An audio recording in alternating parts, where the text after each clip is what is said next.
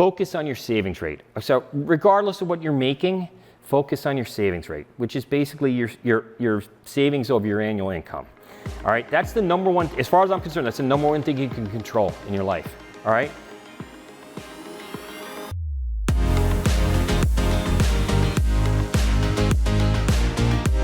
Super excited to be here.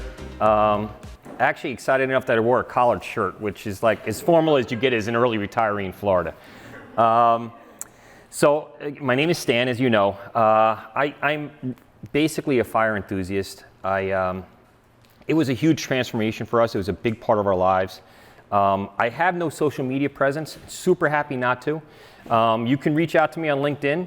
I still stalk friends there from the work world, and I'd be happy to connect with you.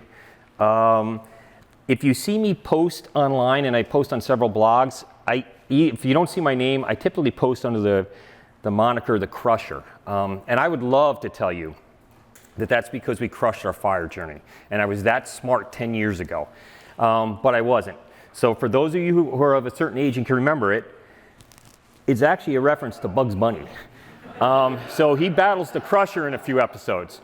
So, and just to show you and prove to you that you can't believe everything you read on the internet, nothing like it, right? So it just is what it is.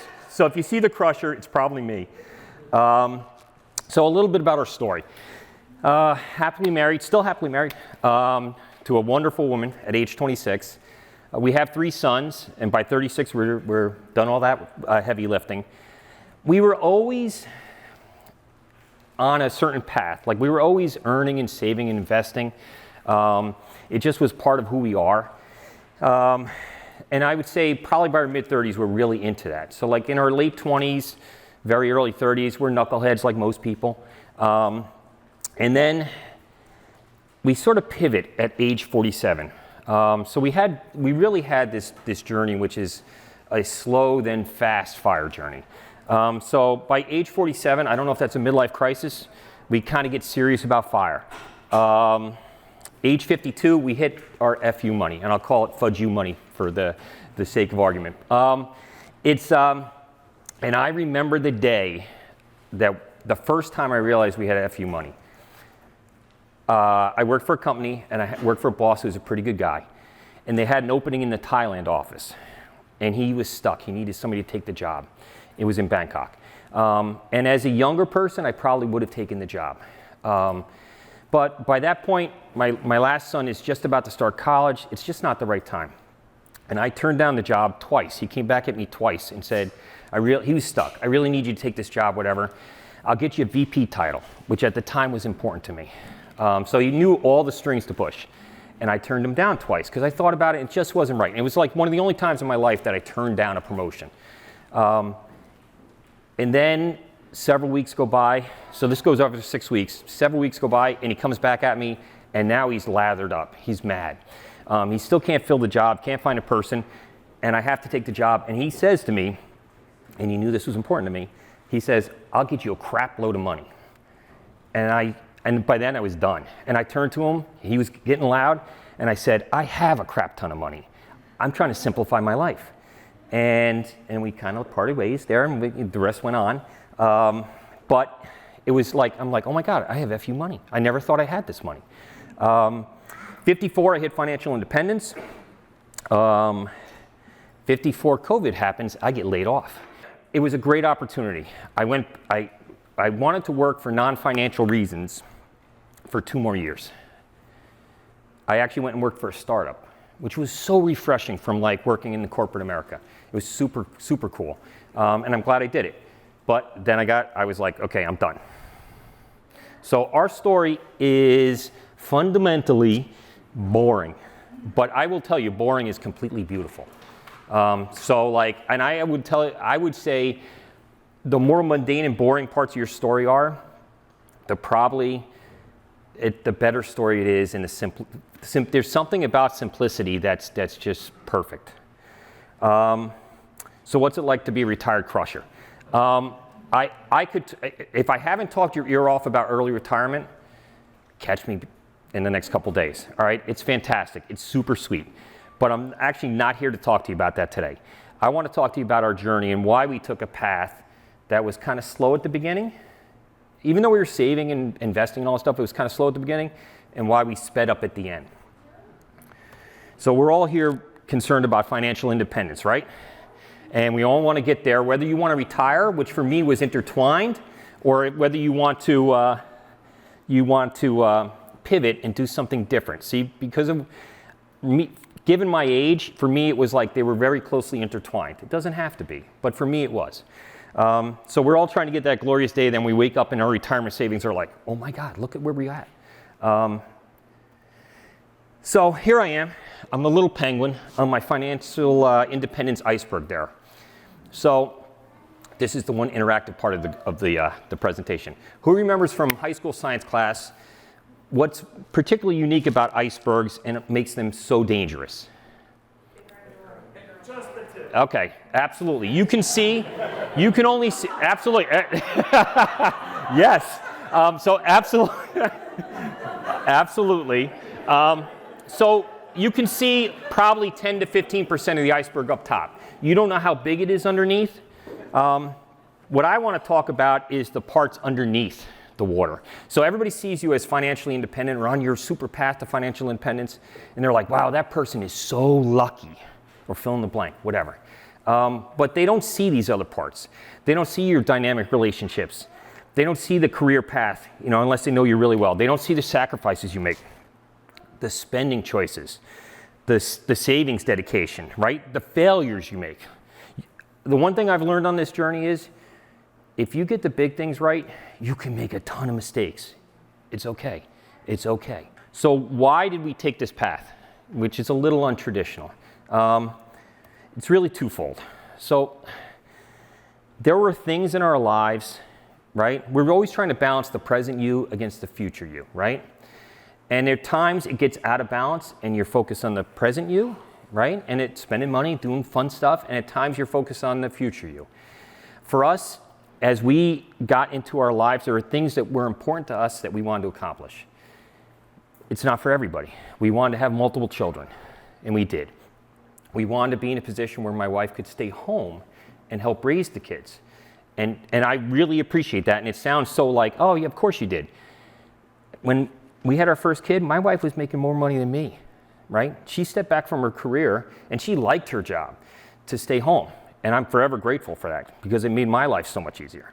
You know, there were things in my career that I wanted to do, right? I wanted to be an engineer. I enjoyed it. I wanted to problem solve. I wanted to work in a manufacturing environment. I wanted to be promoted. I wanted to get pay raises and bonuses, and you know, I wanted to manage people, all that stuff. So all those things were important to me along the way. So we basically tried to strike a balance between the two competing natures. The other reason that we took this path, and I'm going to channel Daniel Gilbert if you want to watch some really good stuff. Dan Gilbert is a Harvard professor of psychology. He's a best-selling author. I think his book is Stumbling on Happiness. He has a few killer TEDx talks. I really like TEDx talks because they're like pretty concise and you can learn a lot. He has one on this topic that is about 6.5 minutes long. So if you want to go and learn something, go watch his TEDx talk on this topic. But if I'm honest with myself, and we were honest with ourselves, the reason we pivoted was we were changing. We changed. And it's really hard. People really suck at anticipating what they're going to be like 10 or 20 years from now. You think you're going to be the same person. You're going to have the same wants, same desires. You know, you probably think you're going to be just as athletic or just as healthy or all that stuff. And the reality is that's not probably true. So what he points out, and I think it's true, and what happened to us is some of those things that were really important, like being a VP, that was really important to me. That was like on my goals list. Come get around age 47, you know what? I'm like, it's not that important. Why is that so important? It's okay that it was important. It's okay that it's not important now. But suddenly it wasn't that important. There were other things I wanted to do. Other things I wanted to do with my wife. Okay, so in terms of the how do we do this? So what I would like to try to do today, so there are a lot of things, and you hear these journeys from all of you. and they're all wonderfully unique. I'll go through ours, and I just want to try to hit on the things that really that really drive like the financial needle. I'm going to borrow this from Carl Richards. If you want to actually tune into somebody, Carl Richards writes over The Behavior Gap, speaks to financial advisors. So it's like one step above us. Instead of speaking really to us, he's speaking to financial advisors for helping them to be better financial advisors to help us. Carl, who does a lot of these Venn diagrams, and he had done it for like 10 years, I think in the New York Times. So this is one of my favorite Venn diagrams that he does. So like my thing is, let's try to focus on like the things that we can impact and the things that really we can control. So like market returns, can't control it. Can't control it. I'm not saying it's not impactful, certainly is, but I can't control it. So I'm not going to get all worked up about those. So here's my keys to success. So 1, have and be a fantastic partner. Now I honestly, as you can tell by Kermit, I'm like Kermit. I can't tell you why my wife married me. I have no idea. You know, I certainly married up. So I have no idea. She could have done better. Flat out, I would tell you this all the time. But she married me. So I have no advice to offer on that. But what I would say is, if you're in a relationship or you have a spouse or a partner, be that fantastic partner so that your relationship grows. So number 2, all right, you pick your vocation, right? People tell you follow your passion, follow your dream, right? Like fluffy unicorns, all that good stuff. I'm telling you, absolutely the worst advice I ever heard. All right? Absolutely. And I'm not saying your passions and dreams aren't important. But what I am saying is it's much better to select and nurture an effective vocational journey. Okay? I don't know where I got this from years ago. I've given this to all my sons. So basically, you want to live at this intersection.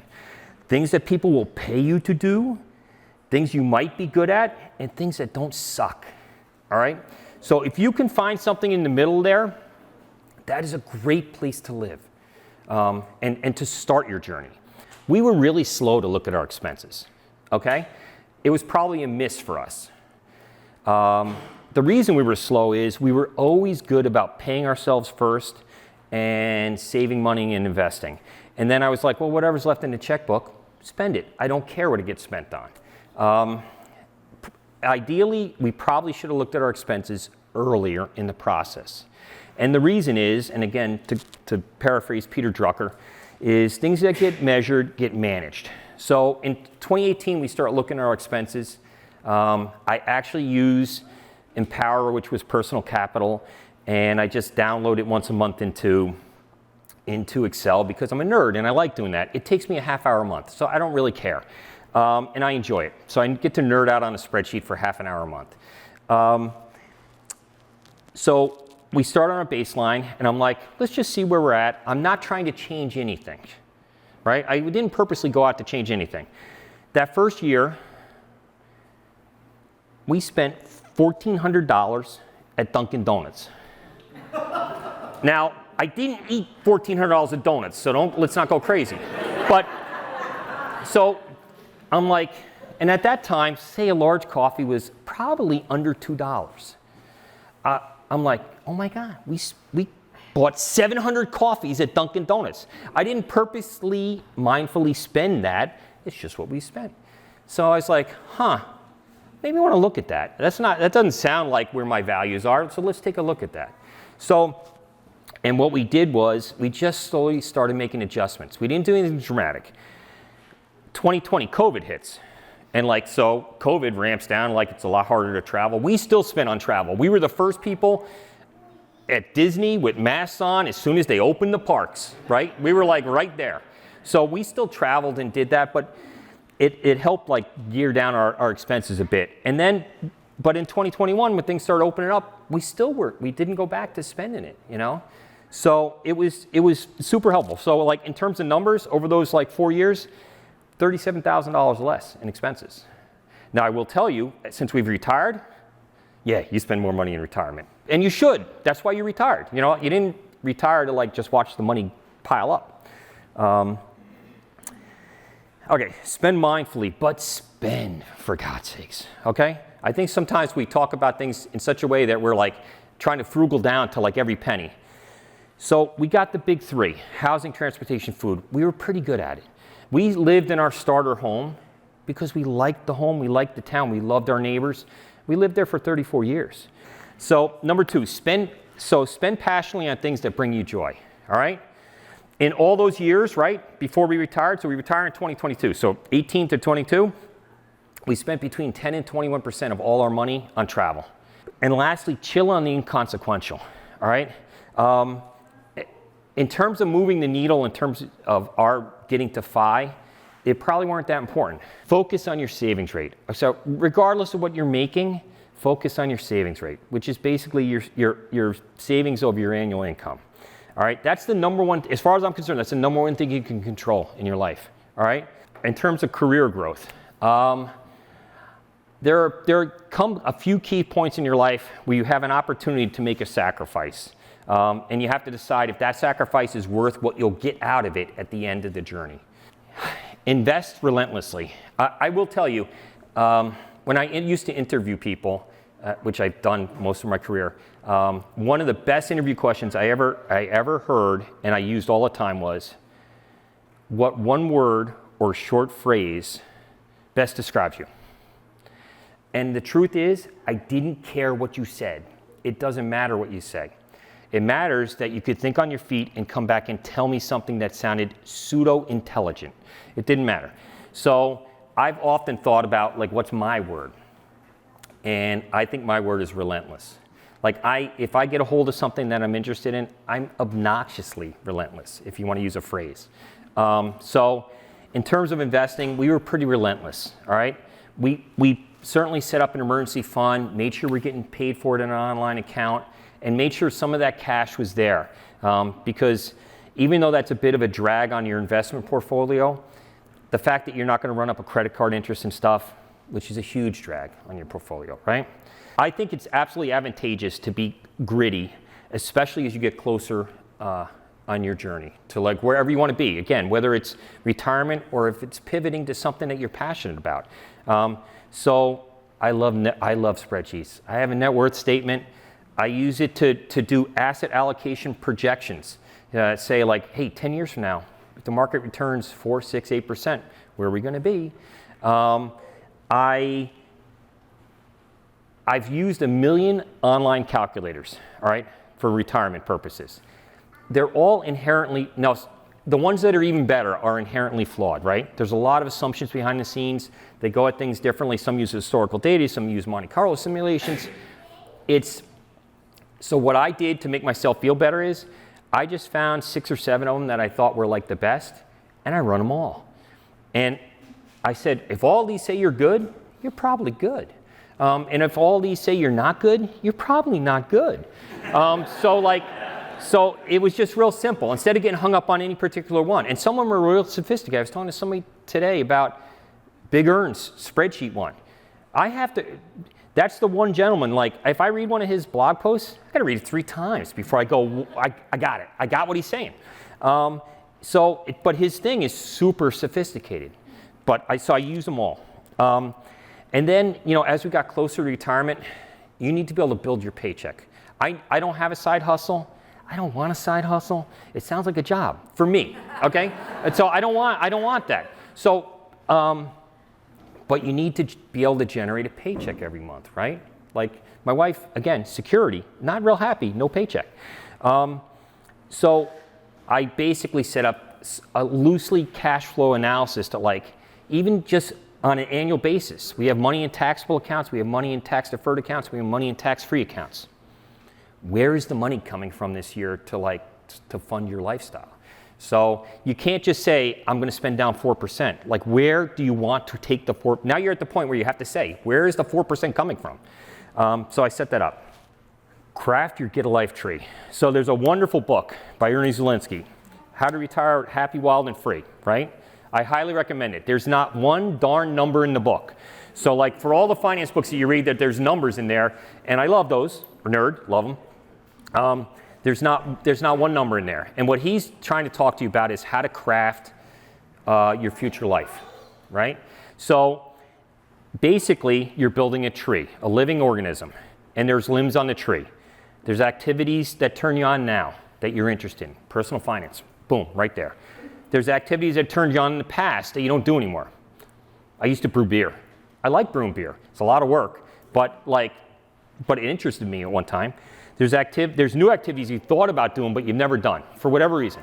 I would love to, haven't even tried it yet, but I'm going to try it. I would love to paint like Bob Ross. I watch Bob Ross on YouTube, and I think he's awesome. But it's on my list. It's on my tree. Activities that will keep you physically fit, right? The second worst idea I can think about, after not retiring early, which is the worst idea I can think of, the second worst idea is retiring early and dying early, all right? So like, regardless of what excites you, whether it's going to the gym or playing pickleball or going hiking, you want things on that list that keep you physically active and healthy. Travel activities. Everybody wants to travel. Some people want to travel extremely, it's fantastic. Some people want to slow travel. Some people want to just go take road trips every weekend. All that's great, but everybody wants to travel, so like, why don't you define that? And then, of course, I had to plus it because I'm an engineer. So this is not on his tree, but I had an addition by subtraction. There are things that I couldn't wait to get away from in the corporate world. So the most obvious is, I don't want to wake up to an alarm clock. I don't care what I'm doing, you know? But less obvious, I forget what I was going to say now. It'll come to me. But there were things that I just could, I never want to give or get a performance review again. All right? I don't. And you know what the secret is? Even the person on the other side of the table, they don't want to do it again. I have never seen or met a company, and I work for some pretty good companies, that has an effective process and it's good at it. Nobody. They all stink. So I just don't want to do it anymore. So addition by subtraction, I'm not doing it anymore. So these are the 9 keys that really moved the needle for us. There's plenty of other things we did. You know, I used to, all right, so garbage day was Friday. I used to like bring my everybody knew garbage day was Friday because a Friday at lunch, I always brought my lunch. We always had tons of leftovers. We like going to restaurants. But Friday at lunch, because I didn't want to waste anything, I'd have the biggest mosh of food you ever saw. I'd have stuffing, tuna fish, and strawberries in a dish. And everybody would be like, what are you eating? I go, well, it's garbage day. I don't want to throw this out. Now, did that really move the needle for us? Probably not. Mentally, was it helpful to like remain frugal and focused a little bit? Yeah. But in terms of like moving the financial needle, I probably could have bought lunch that day. It's okay. It's not such a big deal. But these are really the 9 things. But because I don't want to leave you at 9, because 9 is kind of a wonky number. So here's my final 10th. And everybody here is pretty darn good at this. But when you leave here, go talk to your friends about this. So be a rational optimist, all right? So yes, be rational. Know where you are. Know yourself. Know what you're good at. Know what you're not good at. Be honest with yourself, right? Don't lie to yourself, you know. So don't be like, it's all puppy dogs and rainbows. I'm good, when it's not. But be an optimist, all right? So it's a hard journey. What we do is certainly atypical still. You're going to have a lot of doubters. They're going to tell you you're going to be bored. You don't know what you're going to do. Probably the silliest question I got when I announced was people saying, what are you going to do all day? And I was like your job only defines you. And I was like, that is literally, you want to say there's no dumb questions, but that's the dumbest question I've ever heard. You'll find things. My plate is full. So this t-shirt, we live in Kissimmee, 3.5 miles from Disney. I go to Disney a lot. So if you have a Disney question, come see me. But we had just moved in. We were in one of the many gift shops, and this shirt was there. And it's really the truth. I think at times we don't consider, like, well, what if it goes right? Like, we've done all this planning, and we worry about the fraction of 1% possibility that it doesn't go right. But like, chances are that's not what's going to happen. And what happens if it all goes right? So this is, and I purposely use percentages here, but I am happy to share everything afterwards with anybody, because I think the percentage is more important. All right, so it doesn't matter where you are. So in 2012, that's our net worth at 100%. That's our 2023. That's our net worth. All right, because we saved aggressively and we just kept investing, and we did all the right things. The interesting part is the green bar is actually our retirement day. And you see 2022, as most of you know, was not, they would tell you, don't retire into a bear market. Yeah, I agree. Don't retire into a bear market. But you don't know that when you're living it, right? So having that cash buffer, like the peace of mind, I'm like, okay, well, if the market stays down for 4 years, I guess I'm in a bad spot. But it's unlikely, you know, and I didn't know it was going to recover so quickly, but nobody knew. I will, just as a disclaimer, the last 2023 should be like 367. We had a couple one-time events. I took a lump sum pension, payout for my pension. It was a hard decision for me. I loved the idea of getting a pension. The pension didn't have a COLA. It wasn't going to start till age 65, and I was doing the math in my head, and I'm already managing all this money myself. So like I did the math in my head and with the help of my financial person and basically said, I have to earn like 4.8% to break even on this. So like, okay, I'm good. I feel comfortable. If I didn't feel comfortable, I wouldn't put it in there. I'd keep my pension. But I just think there's a lot of possibilities. And anyway, so thank you.